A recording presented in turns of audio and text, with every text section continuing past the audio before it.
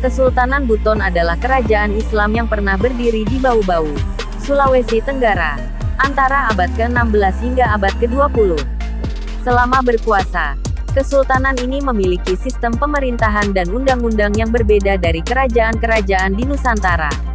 Selain itu, Kesultanan Buton juga berhasil mempertahankan kedaulatannya meski berkali-kali terlibat perang dengan Belanda.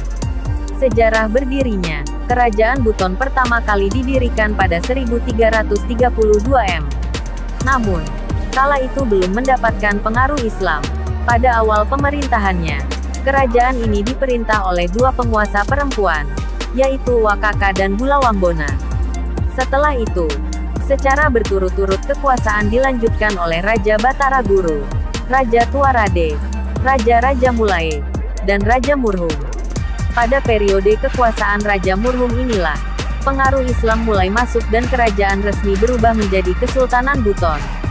Setelah masuk Islam, gelar yang diberikan kepada Raja Buton adalah Sultan Murhum Kaimuddin Khalifatul Khamis. Kendati demikian, terdapat perbedaan pendapat di kalangan sejarawan tentang asal-usul masuknya agama Islam di Buton. Sebagian meyakini bahwa Buton berubah menjadi kerajaan Islam setelah mendapatkan pengaruh dari Ternate. Sedangkan sebagian lainnya berpendapat bahwa Islam datang di Buton berkat pengaruh dari Johor. Orang yang membawa agama dan ajaran Islam dari Johor ke Buton adalah Syekh Abdul Wahid bin Syarif Sulaiman Al-Fatani.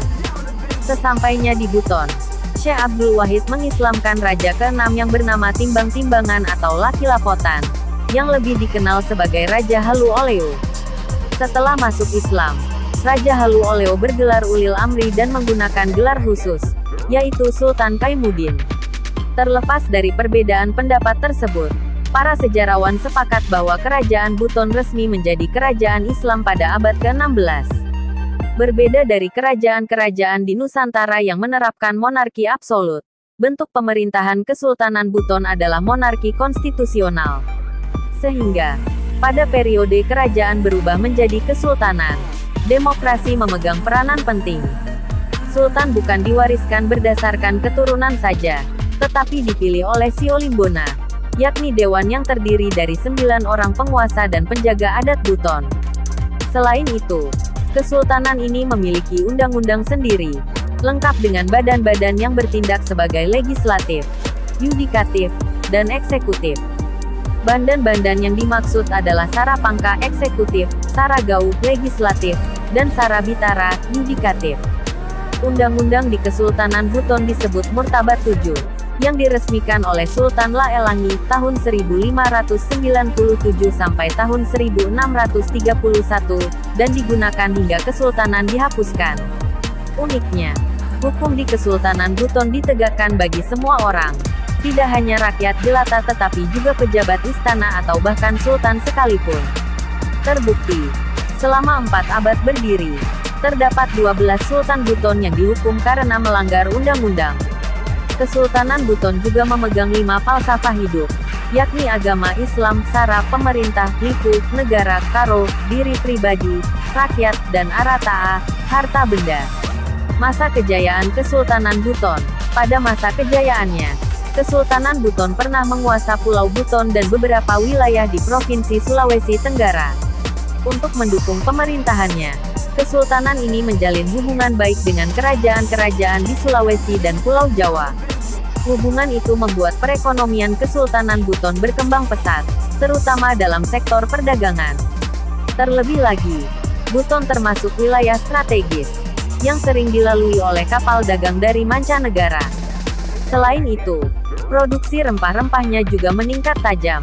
Kesultanan Buton diketahui telah memiliki alat pertukaran atau mata uang yang disebut kampua, yakni sehelai kain tenun berukuran 17,5 cm x 8 cm. Pada abad ke-17, pemerintahan Buton telah mengembangkan sistem perpajakan yang sangat baik, di mana pajaknya agak ditagih oleh seorang tungguweti.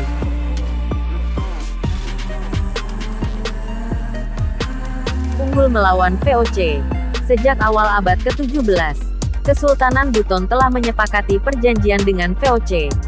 Namun, dalam perkembangannya, VOC mulai menunjukkan niat buruknya untuk memonopoli perdagangan rempah-rempah di Buton.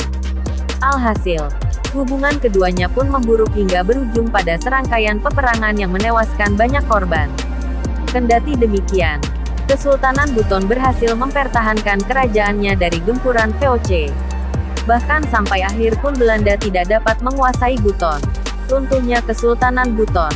Meski berhasil memerangi Belanda, masa kemunduran Kesultanan Buton ternyata justru datang karena konflik internal kerajaan. Kekuatan kesultanan pun semakin melemah hingga Indonesia merdeka. Pada akhirnya, Kesultanan Buton hanya dapat bertahan hingga 1960, ketika Sultan terakhirnya meninggal. Setelah itu, Kesultanan Buton bergabung dengan Negara Kesatuan Republik Indonesia.